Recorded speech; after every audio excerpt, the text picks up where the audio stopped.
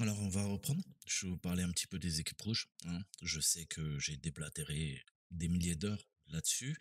On va voir les meilleurs, hein. Pour moi, c'est la Navy, hein. Vous connaissez les SEALs. Je vous ai parlé de la Team Six, Rainbow Six, hein, pour ceux qui jouent hein, à des FPS multijoueurs.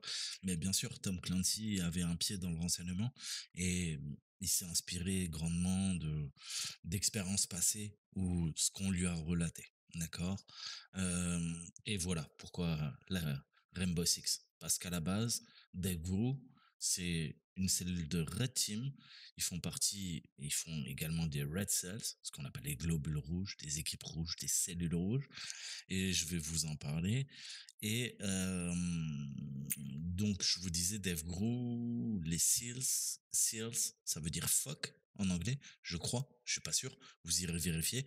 Et pourquoi SEALs? Parce que Sea, Air, Land, c'est-à-dire sur l'eau, dans les airs et sur la terre. D'accord. Donc, c'est de toute façon les nageurs de combat, hein, comme chez nous, en fait, hein. Je ne vais pas rentrer dans les détails, mais je pense que c'est parmi les meilleures unités militaires au monde, hein, puisque, eh ben, c'est trois milieux différents, trois milieux très compliqués, dans les airs, sur la terre, dans la mer, sous la mer. D'accord. Donc, ça demande des compétences extrêmement élevées. Mais bon, je suis pas militaire, hein, je peux me tromper.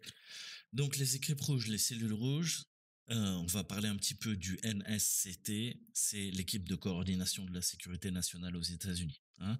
C'est vraiment des termes à la fois militaires et gouvernementaux, si c'est au pluriel terme, des États-Unis, hein. En fait, ces équipes, ces unités, je vous en avais déjà parlé, mais à la base, elles sont conçues pour tester l'efficacité des tactiques et également la sécurité du personnel américain. On parle essentiellement des militaires. D'accord. On va faire, je vous avais parlé de l'école prussienne, hein, il y a 2 siècles. On avait le drill. Le drill, c'est la répétition de choses. Ça peut être n'importe quoi, mais on va répéter des tactiques, des techniques et des procédures, notre TTP, mode opératoire d'attaque en bon français, quand on fait du red team, et on va faire des wargames. On va faire un jeu de guerre. Un jeu de guerre, c'est une simulation. D'accord. Les Red Cells, à la base, je vous avais parlé de ces exercices Red Flag, hein, mais c'est à chaque fois, c'est rouge, Red Flag, Red Cell, Red Team. Je vous l'avais expliqué, parce qu'à l'époque, on était en conflit avec le pacte de Varsovie. D'accord. On avait tous les pays satellites de la Russie, enfin, aujourd'hui la Russie, à l'époque l'URSS, qui faisaient partie du pacte de Varsovie. Et par opposition, on avait les bleus. Les bleus, c'est l'OTAN. D'accord. Pourquoi les rouges? Ben, parce que le communisme. D'accord. Et je vous fais pas de dessin. Donc on avait ces jeux de guerre pendant la guerre froide et c'est assez marrant parce que en fait, d'où vous vous situez, dans quel camp vous êtes, eh ben chez les Russes, eux, quoi? Ce sont les rouges et les bleus, c'est des attaquants, alors que nous, dans les pays occidentaux, entre guillemets, et en cybersécurité, vous savez que les bleus, c'est quoi? C'est pas les attaquants, c'est les défenseurs, et les rouges, c'est les attaquants. D'accord. On a ce principe de hop fort. Dans l'armée, on a les forces d'opposition, c'est-à-dire nos ennemis, hein. Enfin, je suis pas militaire, hein, mais on les appelle les OPFOR, d'accord. Operation Forces. Donc ces OPFOR, il va falloir les émuler, il va falloir les simuler, et c'est comme ça qu'est née cette Red Cells, hein. Ça a commencé, je vous mettrai les vidéos d'ailleurs si vous voulez voir, je vous conseille de Richard Marcinko qui a monté, d'accord. Il a eu des histoires, ça a été un prétexte, en fait, hein. Il était commandant de la SEAL Team 6, donc qui est une des meilleures unités, avec le DevGru, qui est encore une autre cellule au sein de la Team 6. Et il y a eu son remplaçant après, son Robert Gormley. Et on a prétexté le fait qu'en gros, il n'avait pas fait son travail, il s'est fait convoquer par ses supérieurs, et là, ils lui ont demandé de monter un Black Project. Alors, qu'est-ce qu'un Black Project? C'est un projet noir. Ça permet de contourner en fait pas la législation, mais surtout le fait de ne pas apparaître. Vous savez qu'on a le Congrès, on a le Sénat aux États-Unis, et quand on veut monter un Black Project, le dernier truc qu'on veut, c'est que, parce qu'il faut voter, d'accord, des crédits pour le complexe militaro-industriel américain. Et quand je monte un Black Project, peu importe le corps d'armée, hein, ça peut être la Navy, ça peut être quoi, les forces d'infanterie au sol, ou ça peut être dans les airs. D'accord. Mais si je dois créer un bombardier furtif, hein, il faut que je protège l'information, je compartimente l'information. On va créer des sémaphores dans l'enseignement. En fait, je vous ai parlé du besoin de savoir, mais on va monter des projets tellement top secrets qu'une infime minorité de gens en seront au courant. Et plus c'est secret, plus c'est important pour l'intérêt de la nation, plus il y aura quelques dizaines de personnes parfois qui seront au courant de ces Black Projects. Et vous avez bien compris que le Sénat, le Congrès, si on leur dit qu'il faut financer et monter, je sais pas, 20 millions, 2 milliards pour un Black Project, du coup, ça apparaît, c'est transparent. Et du coup, c'est des données qu'on va pouvoir acquérir et les services de renseignement ennemis vont acquérir la donnée via de l'OSINT. D'accord. Donc, on n'a pas envie que ça apparaisse. On veut une totale transparence, mais transparence qu'on ne voit pas. D'accord. Donc, pour monter ces Black Projects, là, ils ont proposé 2 millions et ils lui ont dit, écoute, je pense que tu es le gars le, le mieux pour pouvoir former ces nouvelles cellules. Donc, en 1984, ça se met place et il va commencer à rechercher des membres de cette cellule rouge, Red Cells, littéralement, et il va venir piocher, hein, vu qu'il était commandement de la Team 6, dans ses meilleurs assets, ses meilleurs actifs, ses meilleurs collaborateurs, comme on dirait aujourd'hui. Le but, en fait, de la cellule rouge, c'est de montrer les vulnérabilités des bases militaires. Hein.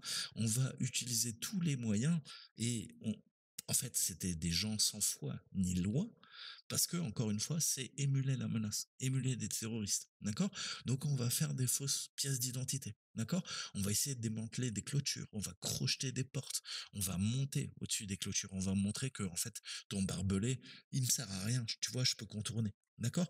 On va essayer de se barricader dans des bâtiments, on va prendre des gens en otage, on va kidnapper du personnel de haut rang, ce qu'on appelle un HTV, High Value Target, HVT, pardon.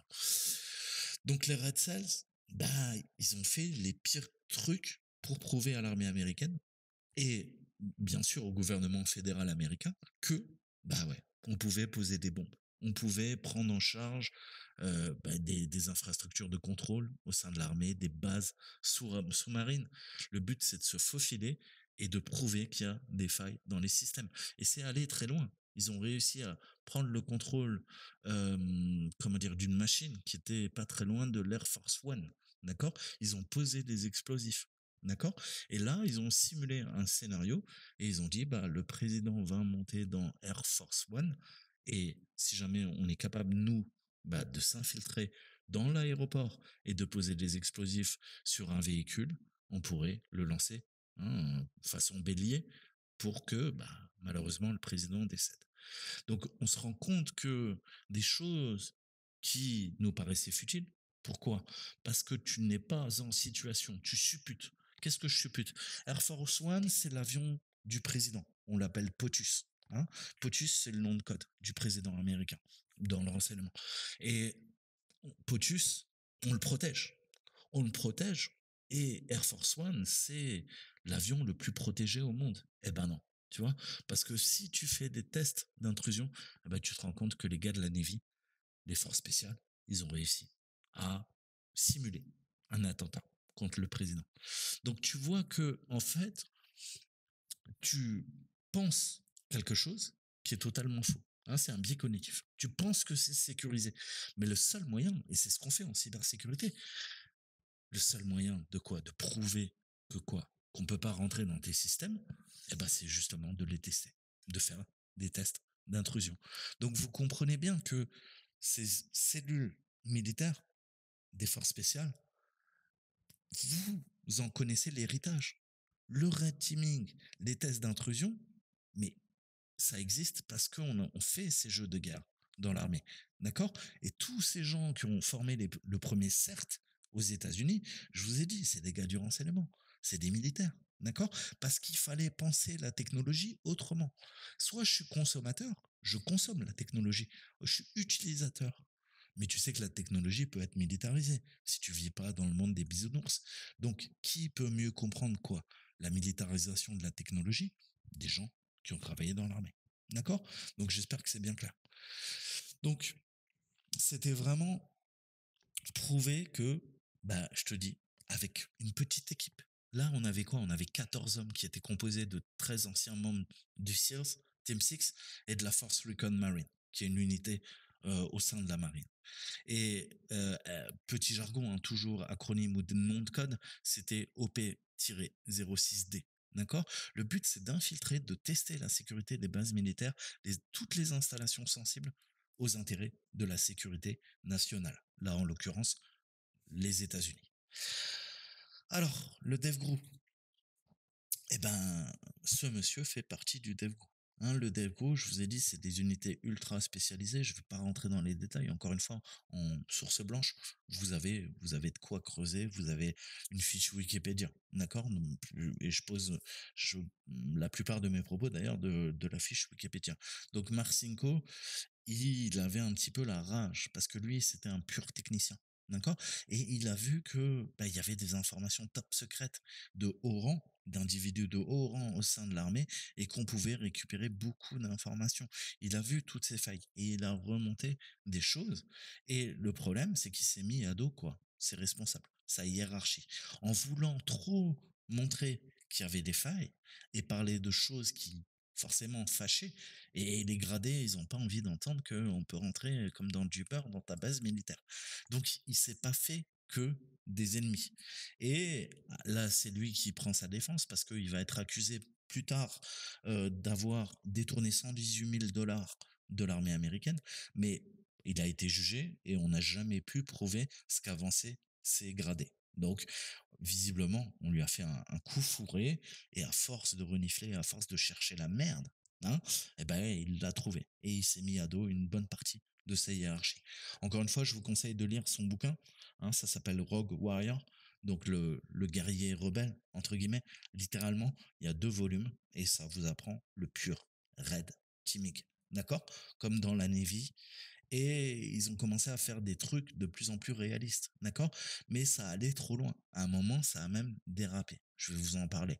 En fait, c'est toujours le même problème, hein. Je vous parlais du hardening. Je te dis, tu peux pousser le hardening tellement loin qu'à la fin, quoi, eh ben, ça se fait au détriment de l'utilisateur. La machine est tellement sécurisée que tu peux plus l'utiliser. Il faut taper des mots de passe toutes les 4 secondes. Et vous savez, hein, on est tous pareils, cette facilité déconcertante qu'on a à, justement, à que les choses aillent bien, qu'on n'ait pas à taper nos mots de passe 50 000 fois. D'accord? Donc on les met en cache, etc., etc. Mais plus tu vas solliciter l'utilisateur, et c'est vrai pour les applications mobiles, on fait tout pour que vous soyez accro aux applications que vous utilisez. Les réseaux sociaux, Twitter, Snapchat, Instagram, tout ce que vous voulez. Le but, c'est la facilité. Et plus c'est facile, plus intrinsèquement tu vas rendre accro, d'accord? Au niveau de l'UX, hein, donc l'expérience utilisateur, euh, le, la personne. Et c'est vrai. C'est comme ça que vous passez des heures sur vos applications mobiles parce que on suscite, hein, quoi, un petit peu de dopamine dans votre cerveau et à chaque fois qu'on a quoi, on a liké un message sur Facebook, sur LinkedIn, sur ceci, tu retournes sur l'application, tu veux voir ce qui se passe, tu vois. Et donc c'est comme ça qu'on concentre, hein, comme disait le PDG de TF1, le lait du temps de cerveau disponible. Ok, mais je m'égare. C'est mon grand défaut. Revenons à Marchenko, d'accord? Donc il a eu les boules, hein, il s'est un petit peu fait enculer par ses supérieurs. Excusez-moi, je suis vulgaire, vous savez, je suis un saltimbanque. Donc ces scénarios réalistes, c'était bien, d'accord? On filmait, en preuve à l'appui, on avait des caméras vidéo à distance, fixes ou portatives, et on filmait l'ensemble des exercices. D'accord? On compilait, on faisait un examen rapide des stratégies qu'on avait pu mettre en place et après on faisait une KB, une base de connaissances, des catalogues approfondis, des leçons apprises. C'est ce qu'on appelle le RETEX, le retour d'expérience dans l'armée. Et grâce au retour d'expérience, je vais continuer à développer quoi? Mes tactiques, mes techniques et mes procédures. Pourquoi? Parce que de façon empirique, l'expérience que j'ai pu acquérir sur le terrain je vais non seulement la retransmettre aux autres, ça c'est les bases du hacking. T'es pas dans ton coin à être le meilleur hacker du monde. On s'en bat les couilles. Tu vis pour la communauté, tu échanges avec les gens, tu partages tes connaissances. T'es pas comme un gros fils de pute tu vois, à faire ta vie, tu vois, de façon égoïste. Mais le problème aussi aujourd'hui, c'est que la société nous pousse à être égoïste. Tu vois, enfin, moi, aider les autres et tout ça, on m'en bat les couilles, tu vois. Mais le problème, c'est que bah, c'est en train de transformer la société, tu vois. Et je te dis qu'il y a beaucoup de fils de pute, bah, fait partie justement, tu vois, de cette communauté hacker. On va échanger, on va parler et tout. Et malheureusement, même moi, je peux pas être tout le temps, tu vois, t'aider, te répondre à tes questions. Et des fois, je vais te laisser dans le vent. Je m'en excuse. Ces derniers mois, j'ai pas été très disponible. J'étais un petit peu bâton merdeux. Hein, j'en voulais à la terre entière parce qu'il s'est passé des choses dans ma vie. Mais ça change. Donc, le Red Team, t'as bien compris, on va simuler la force opposée, ce qu'on appelle l'OPFOR. Hein, je te l'avais dit, c'est vraiment les bases. Pourquoi? Bah parce que les rouges et les bleus. Les bleus, c'est nous, c'est les forces occidentales, l'OTAN, le pacte de l'OTAN. Et de l'autre côté, bah, tu avais les communistes, tu avais le pacte de Varsovie, tu avais la République populaire de Chine, tu avais la Corée, tu avais l'URSS, pardon, et tous les pays satellites bah, qui après se sont ouverts à la chute de l'Union soviétique et le rideau de fer est tombé en 1989. Donc la Red Team, tu as bien compris qu'on simulait pendant la guerre froide bah, les communistes et on essayait de comprendre comment ils pouvaient attaquer nous, nos équipes, c'est-à-dire l'OTAN, les forces occidentales. Le pacte de Varsovie, c'est à l'inverse. Hein. Eux, ils étaient l'équipe rouge, la force adverse, c'était l'équipe bleue. Ça a dérapé. Ils ont fait plein de tests, ils ont prouvé beaucoup de choses, mais c'est toujours le même problème dans une équipe. T'as quoi? T'as des traîtres et t'as bah, des moutons, des brebis galeuses. Hein. Et qu'est-ce qu'ils ont fait? Bah, malheureusement, il y a des militaires de la Red Cells qui sont partis en cacahuète, qui ont fait n'importe quoi, qui ont utilisé ce qu'on leur avait appris pour faire le mal. Ils sont allés braquer des banques, notamment un qui s'est fait toper. D'accord. Donc encore une fois, c'est toujours assez délicat et c'est le propre aussi du hacking. C'est qu'est-ce que je peux te montrer. Et si je te montre des techniques de dingue, si vraiment j'étais compétent, qu'est-ce que tu vas en faire? Moi, je te connais pas sur YouTube. Tu vas quoi? Tu vas chercher à pirater des banques, tu vois? Et là, il y a toujours ben, le même délire. L'éthique, la déontologie, la probité, on n'est pas des black hats. Si toi, t'es un black hat, ben, fais ta vie. Enfin, j'ai pas à te juger, fais gaffe, je t'apporterai pas les oranges en prison. Mais j'ai pas envie de te montrer des trucs que tu pourrais utiliser dans la nature. Et là, c'est le problème. On les a formés, c'est des militaires qu'on a formés des forces spéciales et bah, ils ont utilisé leur technique pour aller braquer des banques. Donc, tu comprends bien que c'est sensible. Hein. C'est parti en cacahuète, on a dissous l'unité. Cependant, il y a un fou bah, avec des pions qui a mis quoi? Qui a mis d'autres fous dans des tours. Hein. C'est pas une partie d'échecs, c'était Al-Qaïda. D'accord. Les attentats du 11 septembre. Et là, la CIA, le FBI aussi, ils ont clairement merdé. Hein, puisque je vous avais dit, les terroristes étaient et surveillés depuis longtemps en fait. Et malheureusement, il y a eu une mauvaise communication. En tout cas, c'est la version officielle, le narratif qui est poussé. Hein, puisque vous savez après l'implication, notamment de l'Arabie Saoudite. Mais il faut pas froisser MBS, et c'est de la géopolitique, et les Américains ont fermé les yeux là-dessus. D'accord. Et je rappellerai qu'il y a une bonne partie des documents qui ont été déclassifiés, mais il y a encore des pages qui restent classifiées. Donc, je ne vais pas partir ni dans les théories du complot, ni quoi que ce soit, mais c'était un petit peu plus compliqué que les histoires qu'on nous a racontées dans les journaux en 2001. Je ne rentrerai pas dans les détails. Mais bref, la CIA s'est dit, putain, il y a la Navy, à l'époque, ils avaient mis en place le principe de Red Cell. Et je trouve ça pertinent. Donc, il y a certains directeurs de la CIA, après les attentats, justement, qui ont réfléchi. Et ils se sont dit, OK, on va, pareil, faire de l'émulation, de la simulation de menaces. On va réfléchir aux moyens d'attaquer l'Amérique. On va se faire passer pour les méchants. Et on va essayer de proposer des mesures de sécurité pour les prévenir. D'accord. Donc, pareil, comme je vous avais dit, la France a utilisé des auteurs, des romanciers de science-fiction et tout ça. On a fait appel à Brett Meltzer pour écrire des intrigues, des scénarios possibles dans ce cadre de programme. Donc voilà, c'était une belle histoire. Hein, ça a fait les lettres de noblesse, puisqu'on récupérait des gars qui étaient formés au maniement des mars, maniement des armes, pardon, tout type de système d'armes, malversation, kidnapping, guérilla, contre-guérilla. Les mecs, c'était des machines de guerre. Le problème, c'est que, je vous ai dit, avec le temps, non seulement il y a des gars qui ont cherché à braquer des banques, mais en 1986, le 20 mars, sur la base navale de Seal Beach, en Californie du Sud, on a eu un exercice qui a dérapé. Et là, clairement, ils sont partis en couille. Pour prouver qu'on pouvait soutirer des informations au personnel militaire, mais aussi civil, ils ont séquestré une personne. Ils l'ont frappé à coups de pied. Ils l'ont battu. Ils l'ont plongé à plusieurs reprises. Hein, c'est ce qu'on appelle le waterboarding quand tu fais de la torture dans le monde militaire. Enfin, je crois. Hein. X-ray, quand X-ray, Guantanamo, je sais pas, un tir à vérifier, et quoi, les black sites de la CIA. Tu sais, il y avait des camps en Europe de l'Est comme ça, tu vois, il y avait des avions blancs, pas immatriculés, sans transpondeur, qui récupéraient des gens, qui les torturaient. Mais je suis pas sûr, hein, tir à vérifier tout ça. Donc c'est parti en couille, ils ont torturé des gens. Euh, et là, bien sûr, ok, ouais, bien sûr, tu tortures des gens et la démonstration est faite. Hein, tu peux accéder à des codes peut-être de missiles, etc., etc. Hein, je reste vague, mais vous avez compris. Le but, c'était de récupérer de l'information opérationnelle et qui puisse servir à une équipe.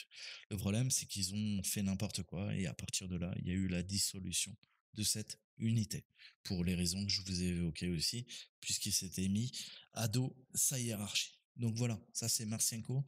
Si vous voulez voir ses interviews, si vous êtes bilingue en anglais, c'est vraiment très intéressant parce que ce mec c'est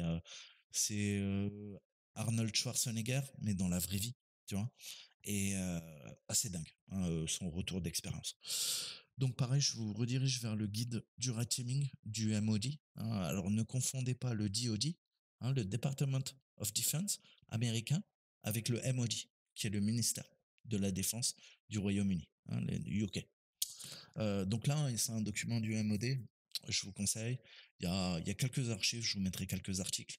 Il faudra peut-être aller sur la Wayback Machine parce que c'est des documents qu'on a voulu effacer d'Internet parce que c'était peut-être intéressant. Donc je vous mettrai des trucs. Allez voir le livre, 2 volumes, Blood Warriors, élite militaire américaine. Donc ça, c'est un bouquin de Lanning et le bouquin de Marcienko.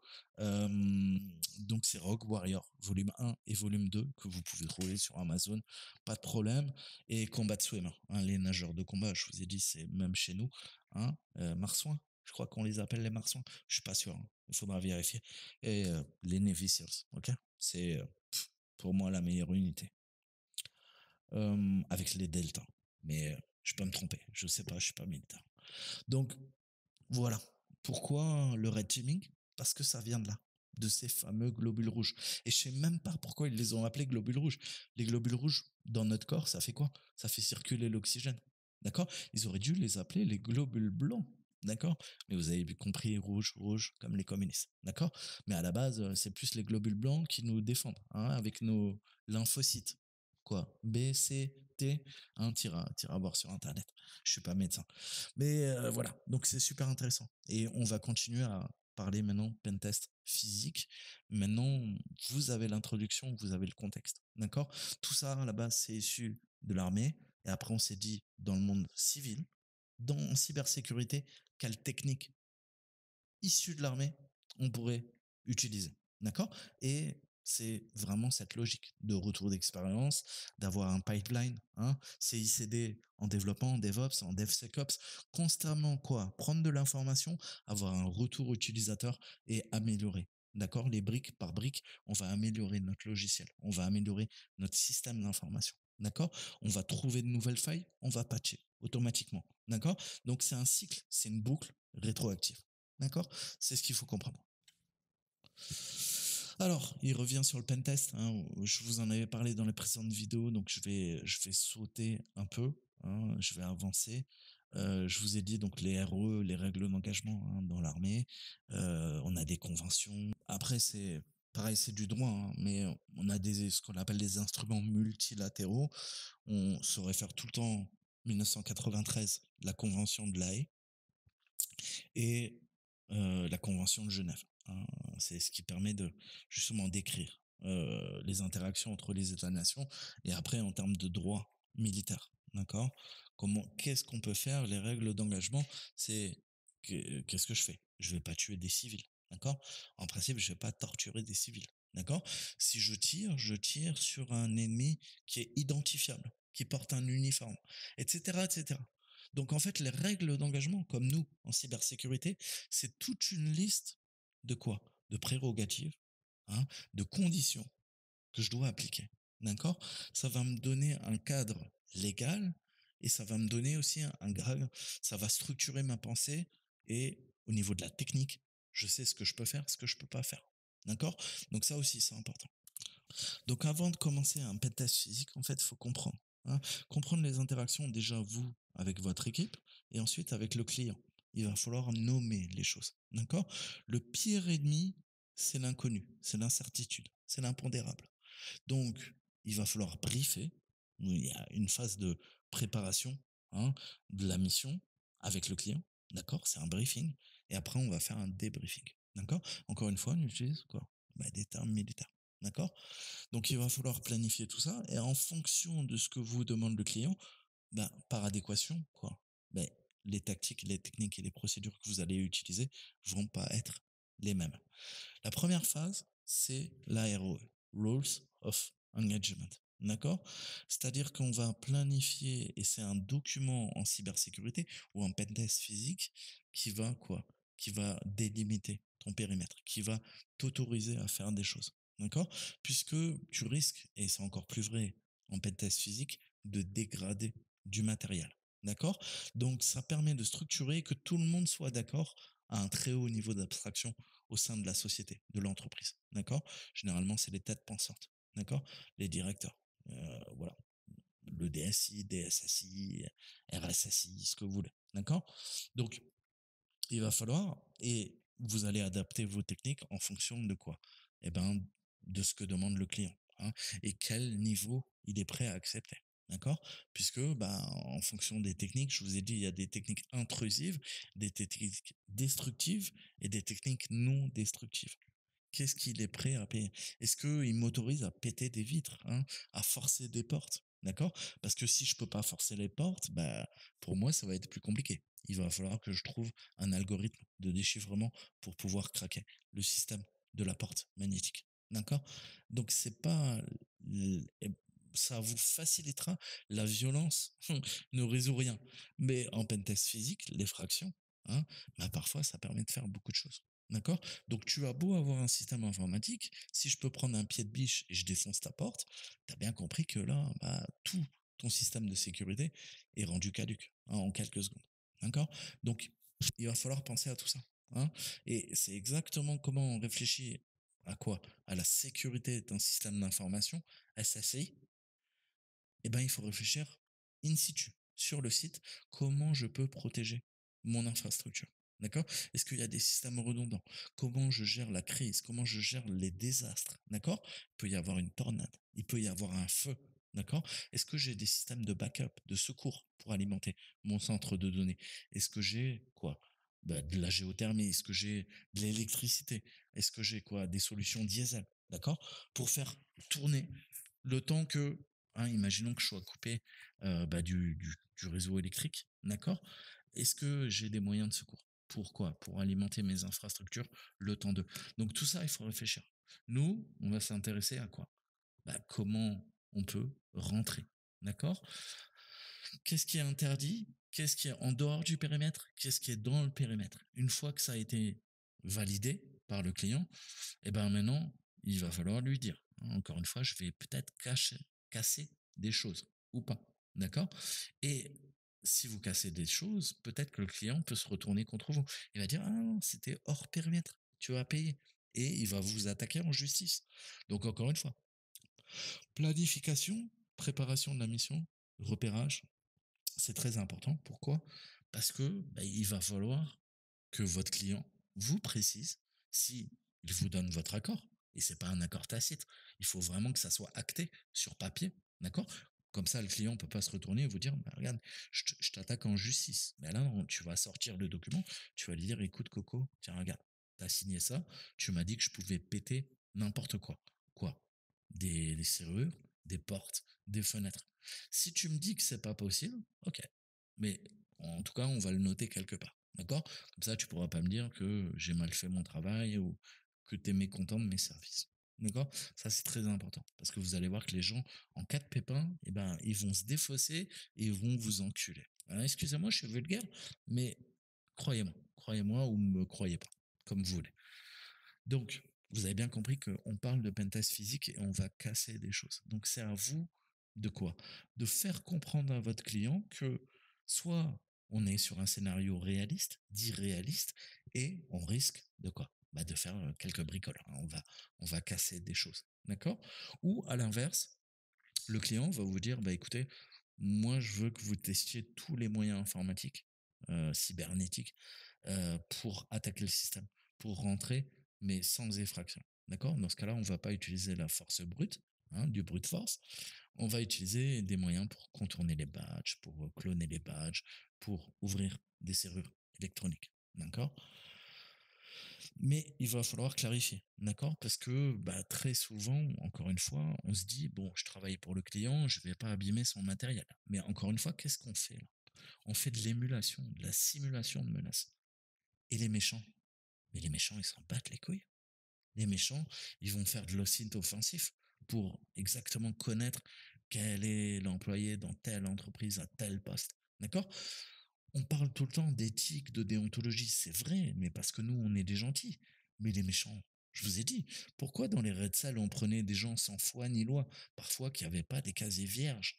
Parce qu'il faut récupérer de la crapule pour penser comme de la crapule. D'accord? Si t'es pas un petit peu crapule, toi, tu peux pas imiter quelqu'un qui est une crapule. D'accord? Mais tu le fais pour le bien. Tu vois? Et c'est ce qui différencie toi d'une ordure, en fait, qui va essayer de pirater les entreprises. D'accord? Mais il faut être un petit peu une crapule soi-même pour comprendre comment les crapules fonctionnent. D'accord? Il faut des méchants pour émuler les méchants. Il faut des bandits pour émuler des bandits. Il faut des pirates pour émuler les pirates. D'accord? Et malheureusement, c'est un mal nécessaire. Enfin, si tu connais une meilleure solution, moi je la connais pas. D'accord? Mais il faut clarifier. On va faire des writings, on va faire des rapports pré-engagement déjà pour poser sur papier tout ce que veut le client. Hein. Soyez le plus verbeux pour éviter toute confusion. Donc, que ça soit bien clair. C'est comme un engagement en cyber.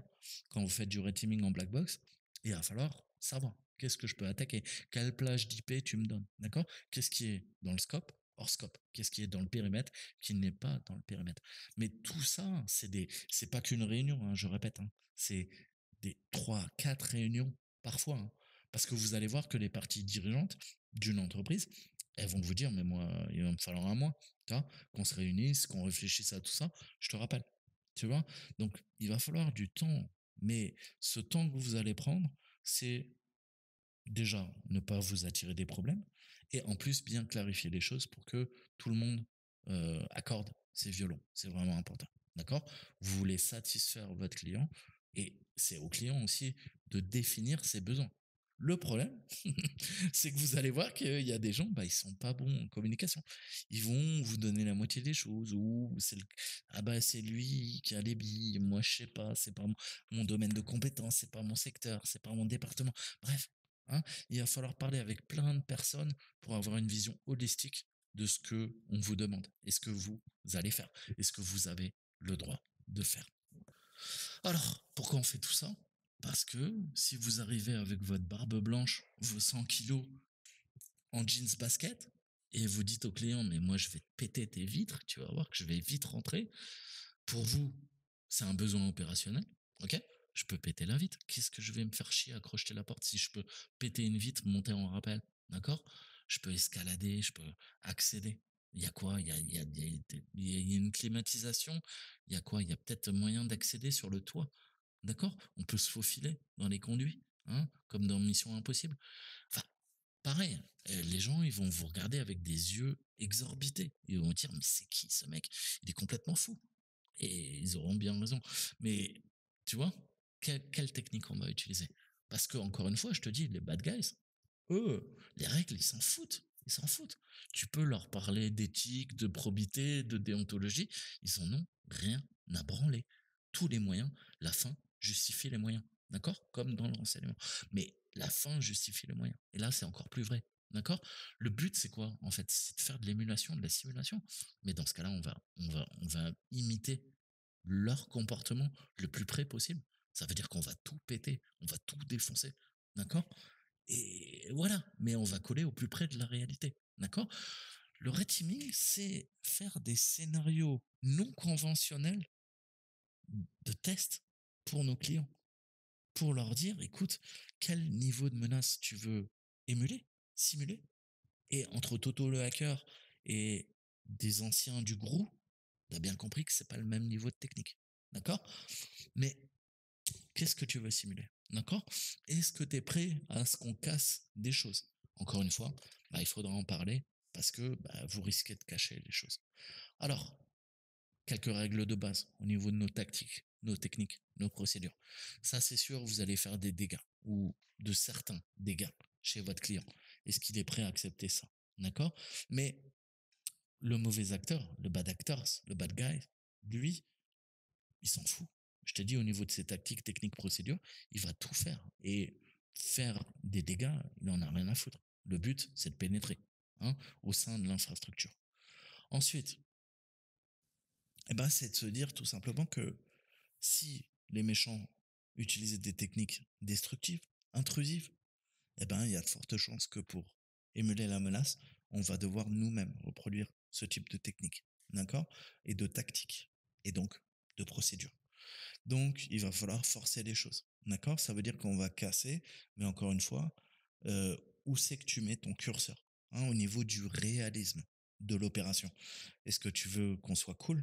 On va rien casser, mais ça ne simule pas en fait quoi? Le niveau de menace le plus élevé. D'accord? On catégorise les différents TA, les threat actors. D'accord? Les acteurs de menace. Quel est le niveau de compétence de la menace que je suis en train de simuler, d'émuler. D'accord? Puisque, quoi? En fonction de ça, le niveau de sophistication de l'acteur malveillant ne sera pas le même. D'accord? Si c'est un gars qui utilise chat GPT pour créer des malwares, ou c'est un mec qui a 40 ans de bouteille et qui bouffe de la SM et du C depuis 40 ans, t'as bien compris que je crois que c'est le daron qui va t'enculer, hein, c'est pas le petit jeune avec chat GPT. D'accord? Mais il y a Worm GPT qui est en train de tourner. Attention, attention. Bon, ça peut peut-être changer. On verra. L'avenir nous le dira. D'accord? Donc, on va consommer quoi? Des ressources. Et il va falloir budgéter ça pour quoi? Acquérir de la donnée, de la valeur au niveau des actifs de l'entreprise qu'on va venir auditer. D'accord? Donc, il faut comprendre. Je vous ai dit, il y a toute une surface d'attaque également en dehors du cyber. D'accord? Les SI, les systèmes d'information, c'est une chose. Mais votre client, il a également une surface d'attaque. Il y a les données financières. D'accord? Tout ce qui est monétaire, financière. D'accord? Il y a une valeur au niveau de quoi? De son business model. D'accord? De son modèle au niveau économique. D'accord?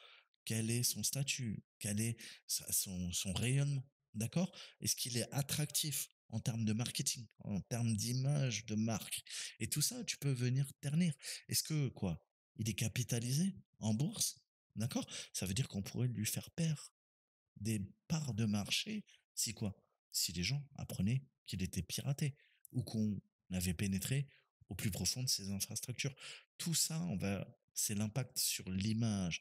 Mais on a tendance à sous-estimer l'image de marque. Hein. C'est ce qu'on apprend en marketing. En fait, l'image de marque, c'est le rayonnement d'une boîte. D'accord? Et aujourd'hui, tu sais très bien, et c'est pour ça qu'il y a certaines boîtes qui quoi?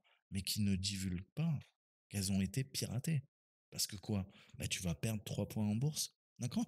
Ton action elle va s'effondrer en quelques heures. D'accord? Donc, il y a tout ça, et je vous le répète, mais je me répète, oui, je fais que me répéter, cette vision holistique. Toi, tu es derrière ton ordinateur, tu es en train de crocheter ta porte, tu es en train de cloner des badges, mais pense que tu es un petit rouage pour sécuriser les actifs d'une entreprise, et c'est une vision holistique. Et tout ça, c'est les salariés de l'entreprise, c'est la propriété intellectuelle, d'accord? Et c'est l'aspect économique, hein, c'est très important. Donc, on va te demander de protéger justement tous ces aspects parce que bah, tu es en train de servir ton client. Ok? Donc, il faut se mettre d'accord. Quelle tactique, technique, procédure? Est-ce qu'on est d'accord? Ce qu'on appelle un full agreement. D'accord? Et en fonction des actifs, qu'est-ce qu'on va attaquer? Qu'est-ce qui est dans le scope ou pas? Est-ce que tu vas me rembourser si jamais bah, je casse des trucs? Est-ce que je vais être remboursé si jamais eh ben, il y a l'engagement qui se passe mal ou bah, il y a des choses qu'on n'aura pas faites ou on aura trouvé plus que tu m'as demandé. D'accord? Dans ce cas-là, bah, on va faire monter les enchères. Tu vas me payer plus cher. D'accord? Parce que je viens de te fournir un service, mais ce qui était prévu, notre full agreement, eh ben, je viens de te montrer d'autres failles même, auxquelles tu n'avais pas pensé et que tu m'avais même pas demandé. Tu vois? Donc, dans ce cas-là, tu vas me payer un peu plus. D'accord? Donc, c'est à vous de juger. Et là, on rentre dans la force de vente. D'accord? Comment vous allez négocier, l'art de la négociation avec vos clients. Tu vois. Donc, tu vois que t'es pas. Là, c'est quoi? C'est des cas des forces spéciales qui font ça. Mais merde, il faut penser à tout ça, en fait. Ah ouais, c'est super compliqué, en fait. C'est quoi? C'est pas être hacker, c'est pas être force spéciale. C'est infiltré dans les bâtiments. Il faut aussi savoir l'art de négocier, comprendre la force de vente, comment tu vas vendre tes services, tes produits. D'accord? Vous voyez que c'est très complexe. Hein. Mais là, on vient de toucher quoi? À cette vision globale. Tu vois, je me rends compte que en fait, c'est l'agrégat de plein de choses. Hein. Et je vais devoir faire même des choses auxquelles je n'avais pas pensé. Je vais devoir apprendre des notions auxquelles j'avais jamais pensé. Hein, si jamais je suis auto-entrepreneur et que je veux vendre mes services. Donc, encore une fois, ne partez pas dans des délires très compliqués. Hein. Même si on a une logique où, en fonction de ton niveau de formation, tu vas utiliser les techniques les plus dingues, les plus folles, d'accord, pour émuler un très haut niveau de menace. Et là, tu vas voir que tu peux rentrer dans un bâtiment et que tu t'es pas fait détecter par les gardes, d'accord, par le personnel, d'accord, tu as réussi à te fondre dans le décor, ok, le Greyman. À partir de là, tu ressors du bâtiment et tu vas tester une technique un peu plus facile. D'accord? Et petit à petit, tu vas mapper quoi? Eh ben, en fait, la surface d'attaque de l'infrastructure. C'est-à-dire que tu vas tester les meilleures techniques que tu connais, tu vas voir si tu peux rentrer et à partir de là, tu vas utiliser tes techniques de plus en plus laxistes, plus faciles, d'accord?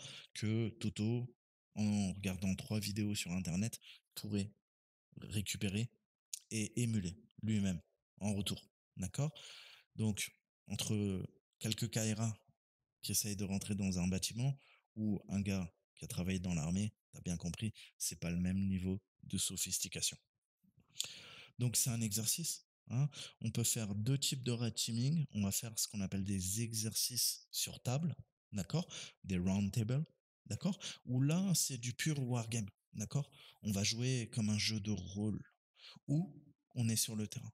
Et dans ce cas-là, eh ben, il va falloir tester et retester. D'accord? Ça se fait en équipe. C'est un business. Hein, je vous avais montré parler de Talentes. Et bah, encore une fois, ça coûte extrêmement cher.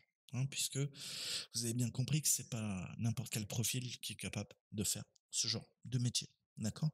Donc, il va falloir budgéter, il va falloir gérer, il va falloir avoir un bon avocat aussi hein, pour vous protéger en retour et comprendre ce processus. Hein. C'est un processus d'émulation, donc je dois avoir ce qu'on appelle du decision making. D'accord? Je vais devoir prendre moi-même des décisions. D'accord? Pour mon client. Et puis après, comment je vais mener mon engagement. J'identifie des vulnérabilités, je reteste les vieilles vulnérabilités. D'accord? Avec quoi? Avec mes TTP qui ont été mises à jour. Pourquoi? Parce que je vais réauditer un client que j'avais vu il y a 2 ans mais entre-temps, j'ai fait 3, 4 opérations. Et chez un autre client, j'ai appris quoi? Une nouvelle technique. J'ai trouvé une nouvelle faille. D'accord? Donc, je mets à jour mes tactiques, mes techniques et mes procédures. C'est pas monolithique, c'est une boucle rétroactive. On y revient. D'accord? C'est-à-dire que de façon empirique, avec les expériences passées, je viens moi-même enrichir mes techniques de hacking, de tests d'intrusion physique. D'accord? Et je peux proposer de nouvelles techniques à mes anciens clients quand je ferai à nouveau un audit. D'accord? Donc, on enrichit constamment. d'accord? Retour d'expérience. Et c'est vraiment très important. Alors, encore une fois, on pourrait parler d'Ethan Hunt, Mission Impossible, ok? On pourrait parler quoi? De Mémoire dans la peau, d'accord? Et ouais, mais ça, c'est la science-fiction. C'est de la fiction. C'est quoi? Bah, des personnages du monde de l'espionnage. James Bond, hein? Les Red Teamers, c'est un petit peu plus, tu vois, un peu plus sérieux, d'accord? Mais il y a le côté, hein, vous le savez, on l'utilise dans l'armée, on l'utilise sur les armes, le principe de tactical. Hein, faut que ça soit tactique et en même temps, faut que ça soit cool. Et en même temps, il y a une forme de jeu, hein, c'est un vrai jeu, puisque c'est des grands enfants qui font ça, où on va essayer de démontrer hein, qu'on est plus intelligent que le professeur, hein, quand on était à l'école. Moi, j'étais toujours au fond de la classe à faire des conneries. Donc voilà, hein, on va essayer de démontrer que ouais, non, il y a des failles et les mauvais acteurs pourraient les utiliser. On peut détourner beaucoup de fonctions intégrées qui permettent de sécuriser en termes physiques. Et malheureusement, encore une fois, comme dans l'armée, mesure et contre-mesure.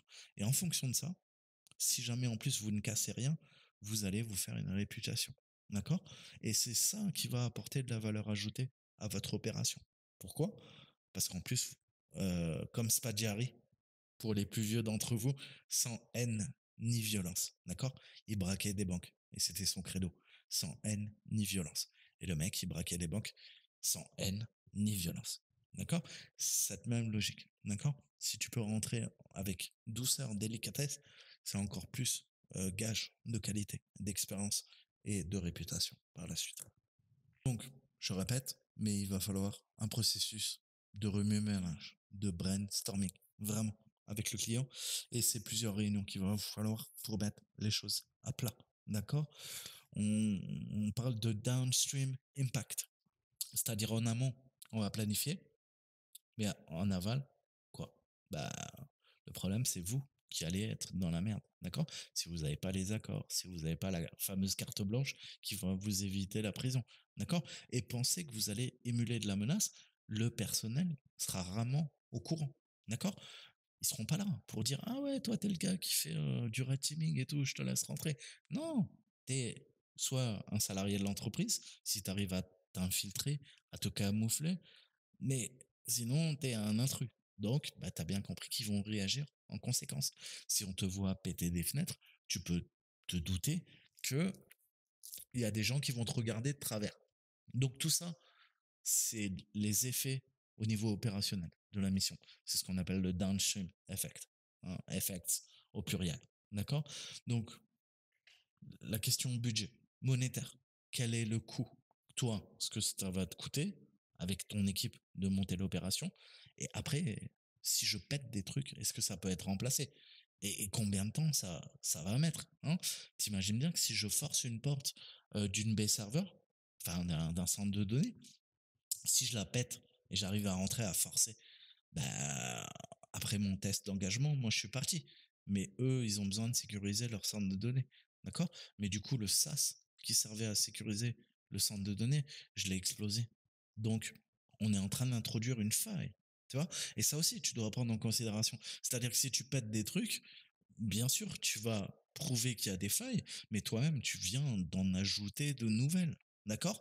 Si tu mets un pain de C4, tu fais péter un mur, je rigole, on est à Hollywood, j'utiliserai plutôt du Semtex.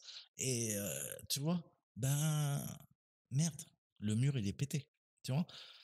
Donc attention à ce que tu pètes. Et ça va avoir des conséquences au niveau du business, au niveau de comment dire, la viabilité de l'entreprise et comment elle va fonctionner, tu vois, au niveau du business. Est-ce que ça va entraîner des implications d'ailleurs?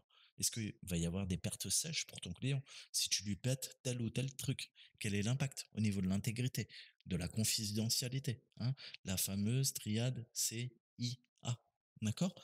Et justement, ce downstream impact, c'est-à-dire terre à terre, si tu casses des choses, est-ce que tu as vraiment réfléchi en amont avec la partie décisionnelle, la partie technique? Est-ce que ils ont réfléchi eux-mêmes? Parce qu'ils peuvent te dire, ah, vas-y, tu peux tout péter. Mais quel impact sur l'activité, sur la pérennité de l'entreprise? Et ça aussi, il faut commencer à y réfléchir. Et tu le fais en amont, pas après. Parce qu'après, tu vas avoir des boulettes. D'accord? Et quand tu as des boulettes, bah, tu peux plus rien gérer, tu es dans la merde. Donc, vous avez bien compris exactement comme en cybersécurité, la première phase la plus importante, la plus chronophage, je vous le répète tout le temps, rien ne change. La reconnaissance, l'énumération, d'accord? Et la planification. Là, on va ajouter une surcouche, la planification. Mais c'est pareil en cyber. Quand tu attaques, il faut réfléchir à tout ça. Donc, il faudra des documents qui sont signés. Hein, le principe de non-répudiation, c'est-à-dire que tu peux pas me dire, bah non, moi je t'ai jamais dit ça. Non, pourquoi? Parce qu'il y a un papier qui dit que à 18 h tel jour, tu m'as dit que tu me donnais l'accord pour qu'on lance l'opération de Red Team. D'accord? En physique, c'est écrit. D'accord? Donc, je vous ai dit, comme ça, les personnes ne peuvent pas se défausser. Et au niveau de la planification, ça va vous apporter tant pour le client que pour vous-même de la clarté intellectuelle.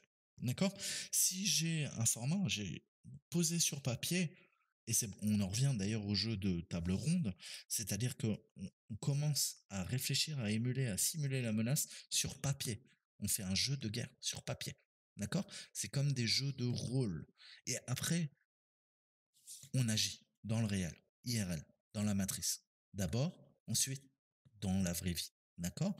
Mais si on a pensé à tous les impondérables et que le client a réfléchi à tous les cas possibles, et ben du coup, grâce à ça, je sais comment agir dans le réel. D'accord? Je sais comment je vais monter ma mission, mon opération, en fonction des besoins impérieux de la mission, de ce qu'a défini. D'accord? Le client. Mais il faut bien que ça soit clair et surtout qu'il n'y ait pas de quiproquo, de malentendu.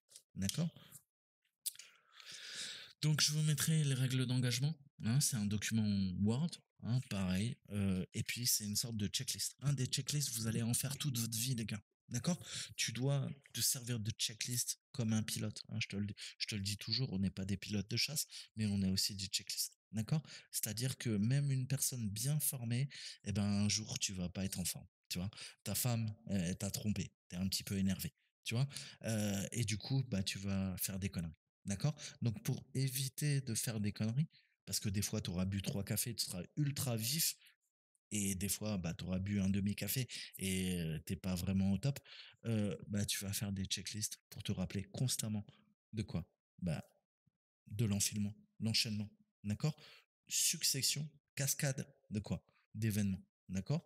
D'ordre, d'action que tu vas mener, d'accord? Et c'est ça qui va intellectuellement et après en adéquation sur le terrain te t'assurer que tu montes une bonne opération, d'accord?